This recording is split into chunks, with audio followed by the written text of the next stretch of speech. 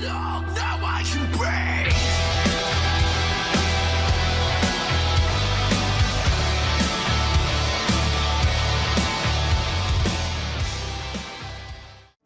Ain't seen you here before. And if I haven't seen you, neither has Isaac. So that's your next stop. Isaac's in the jewelry store at the end of the street. Consider yourself invited.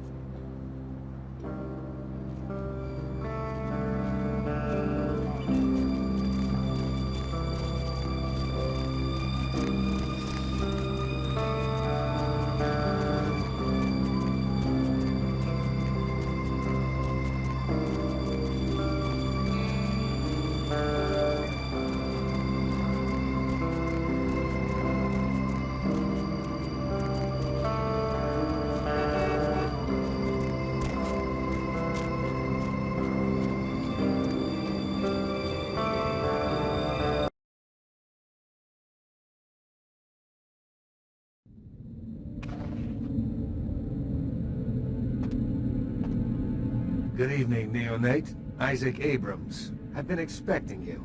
Seems the wooden soldiers of the Camarilla shuffle in a little too often these nights. That baby-faced two-bit Prince LaCroix got something to say to me? So, you've come to barter information with the sewer rats. LaCroix must really be desperate to be stooped to consorting with their kind, and asking for my help of all peoples. Perhaps. However, before we discuss how I might help you, there is the matter of tribute. Call me old-fashioned, but this is my barony, and as is tradition, a token of respect must be paid. What I want is a simple exchange. Last week I paid for a certain item, a movie, and this evening I got an email saying that the seller is ready to deliver it.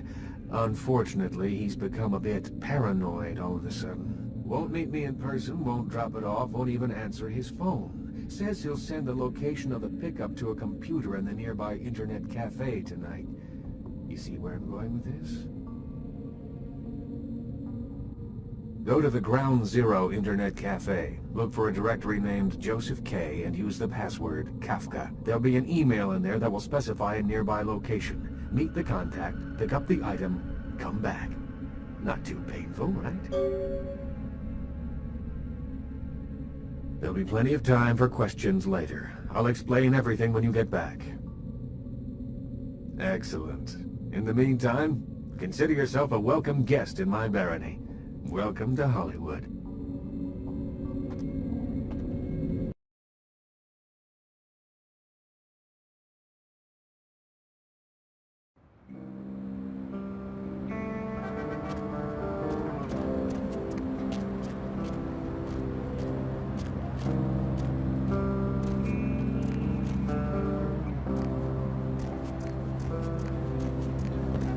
Oh my gosh, is that you? Everyone was worried sick about you. When you didn't show up and didn't call and nobody knew anything about what happened to you, we thought you were dead. Are you okay? You know what, never mind. We have to help you. It's me, Samantha. Don't you... Did you suffer amnesia? Is that it? Let me make a call. We'll get everybody together. We can talk. Maybe you'll remember something. The important thing is that they know that you're alive.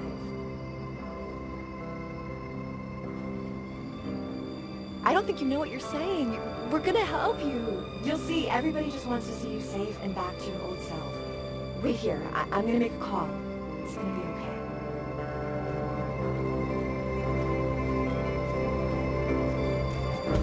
It's gonna be okay.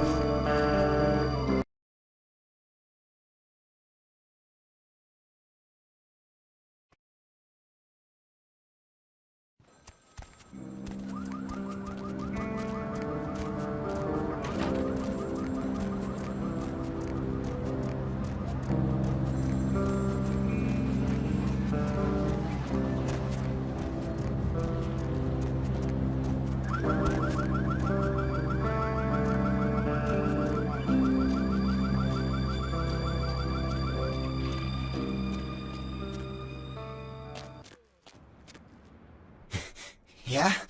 What do you want? Yeah? I mean, what?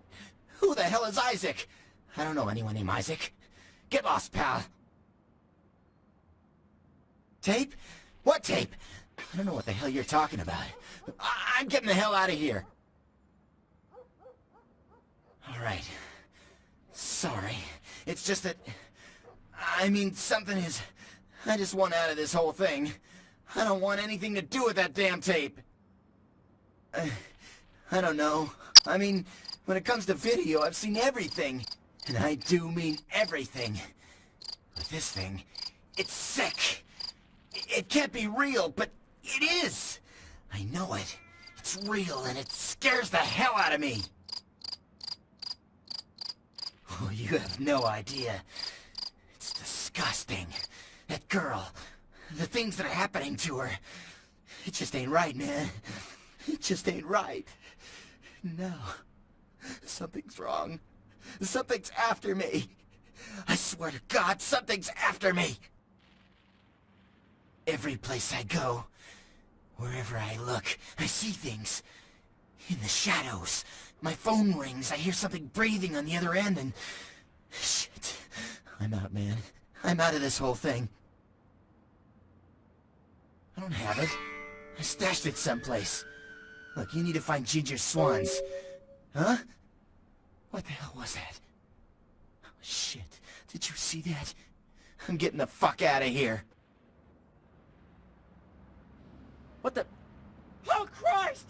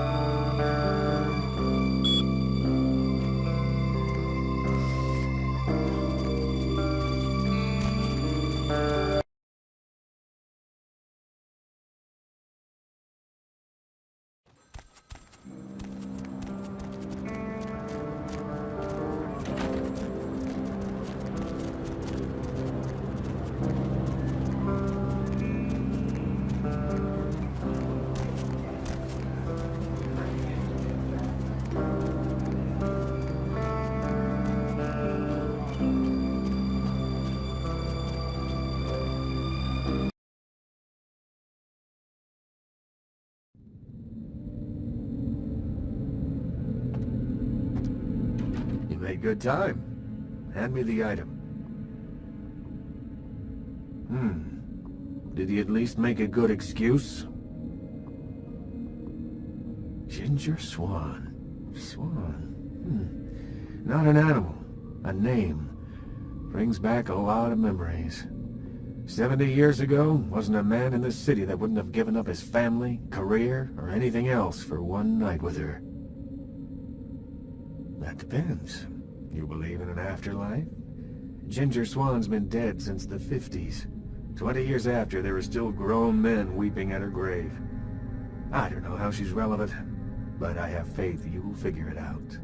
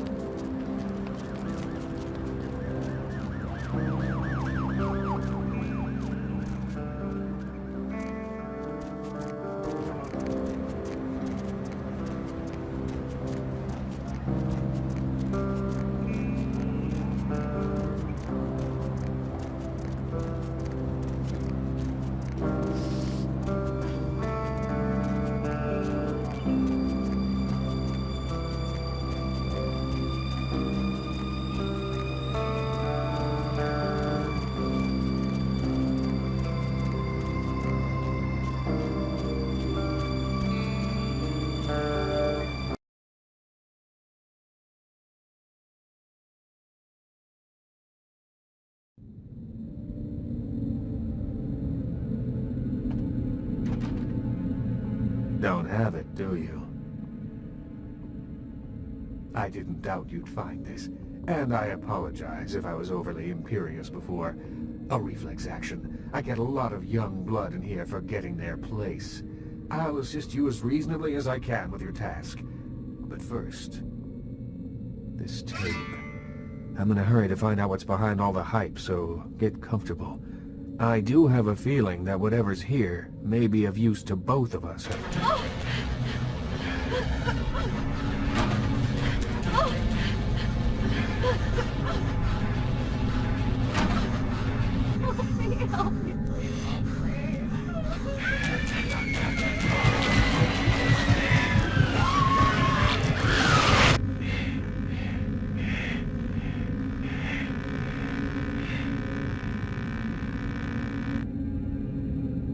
It's more disturbing than I was led to believe. You can understand my concern now, can't you?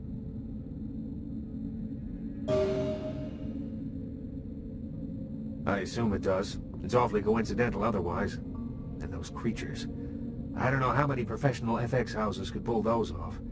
There's a problem, though, in that the film's incomplete. The first half is damaged.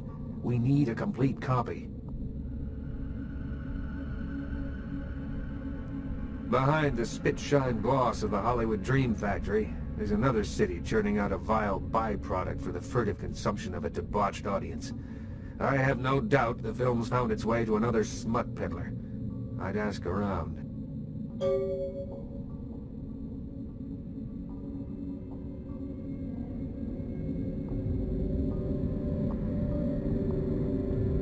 Any luck? Certainly. There is something, but it involves a gargoyle. I can see that's got your attention. It's taken up residence in my beloved Asian theater. It is closed now, but that's beside the point. I sent some people to evict it, and it sent them back with a few less limbs. I can't have that monster attacking kindred in my city.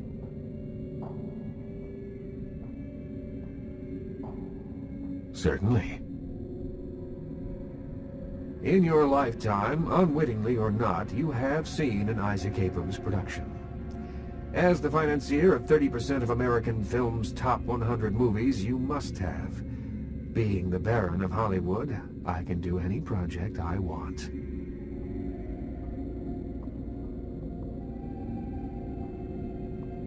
Stewart, Lean, Hitchcock, Wilder, Holden, Dean, Scorsese, De Niro, and last but not least, Ash, my child.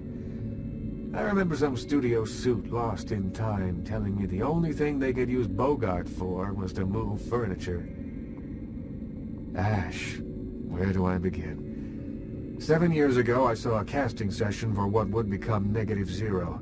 The moment I set eyes on him, the passion of his performance, I knew he had it.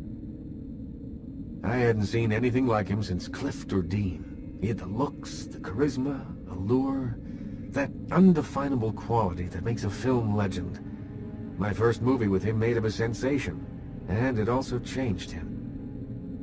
Once everyone knew who he was, I no longer did. The parties, the drinking, the sports cars, the women. One night when I came to discuss his next role, I found him nearly dead of an overdose, and I couldn't let him go.